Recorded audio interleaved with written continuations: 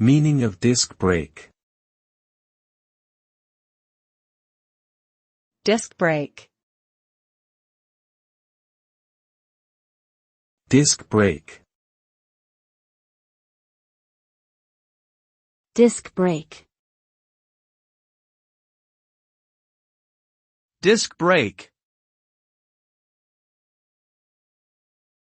A disc brake is a type of brake system used on vehicles that involves a brake rotor, or disc, and brake pads. When the brake pedal is pressed, hydraulic pressure is applied to the brake caliper, which squeezes the brake pads onto the rotor, causing friction and slowing down the vehicle's rotation. The resulting kinetic energy is converted to heat, which is dissipated through the rotor and into the surrounding air. Disc brakes offer superior stopping power, better durability, and reduced brake fade compared to other brake systems.